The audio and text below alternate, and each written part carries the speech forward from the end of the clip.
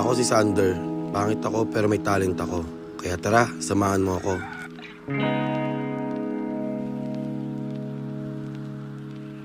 Ngayon po pala ay pupunta kami sa probinsya namin, dito sa Masbate, para pumunta sa burol ng lola ko. Matagal na panahon din nung huling umuwi ako dito sa Masbate. At ngayon nga ay pupunta na ako dun sa lola ko. Oo nga pala guys, ako nga po pala ay tiga Masbate. Dahil dun nakatira lahat ng mga kamag-anak ko. At dito po sa part na to guys ay nasiraan po yung sasakyan namin. Kaya dali-dali kami nanap ng tutulong sa amin para maayos ang aming sasakyan. At dito nga guys ay may sumaklolo na nga po sa amin. Napakabuti ng Diyos, buti na lang may sumaklolo po sa amin kaagad dito. Pero sa kasamaang palad nga guys ay kailangan namin umanap ng parts na ipapalit dun sa sasakyan na sinasakyan namin. Kaya kinabukasan guys ay pumunta kami ng Naga. O yun nga guys, no, napakabait ng may-ari ng dito sa Canos, diba?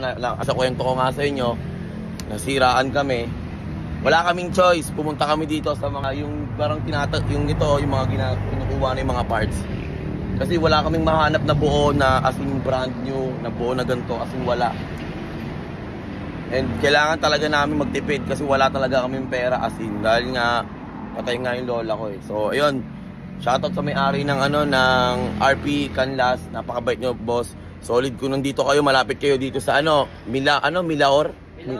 Milaor Naga. O yan, dito na kayo pumunta kung kailangan nyo ng parts pag nahirapan din kayo. Kunyari, daan kayo, napadpad kayo dito. Hanapin nyo lang dito yung RP Canlas. Ayan, makikita nyo yan dito sa Milaor, sa may Naga. Maraming salamat sa may-ari po. Ay nakakita kami ng parts na ipapalit namin doon sa nasirang parts ng aming sasakyan. Kaya shoutout sa iyo boss, dahil sa iyo ay makakauwi na kami sa probinsya namin sa Masbate. At ito na nga guys yung kanila. Ito yung kanilang business guys, kaya kung ako sa inyo, kung masisiraan kayo ay pumunta lang kayo dito sa Naga at hanapin ang kanilang business.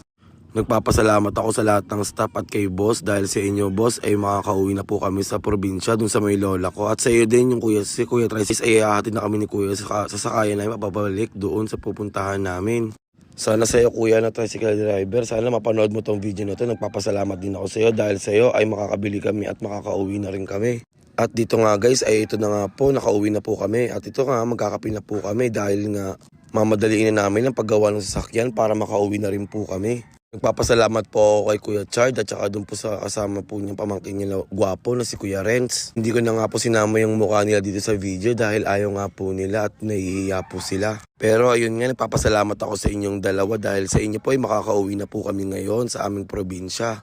At dito nga sa part na to guys ay pauwi na po kami at ito na nga po kami umuwi. Andito na po kami niya sa may Naga, kaya nga po ito aayusin po namin yung aming gulong dahil para mas safe po kami sa aming pagpupuntahan at pag-uuwian po. Sobrang hassle yung mga nangyari sa amin pero masaya kasi magkakasama pa rin kami at isang buong araw po kami magkakasama. At sa part na nga na to guys ay pupunta na nga po kami doon sa aming probinsya sa may Masbate. Nadaanan nga po ulit namin yung Irosin dito sa may Sorsogon kung saan nakatira yung pamilya ng asawa ko. At dito nga makikita ninyo yung mukha namin dalawa ni Mama Jenna, sobrang puyat.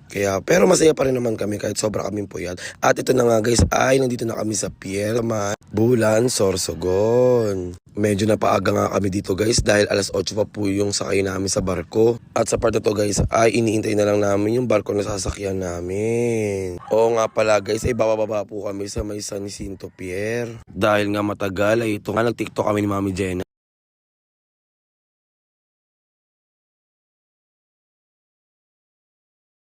At pagkatapos nga namin magtitok ng Mami Jenna ay ito na nga, nakasakay na kami sa barko at papunta na po sa San Jacinto Pier. Dahil ang lugar po na pupuntahan namin ay Ticao Island. At nakatira po kami dito sa may Batuan, sa may Masbate. Matagal na rin po ako nung bumabalik dito sa may Masbate. Bata pa po ako nung huling pumunta ako dito.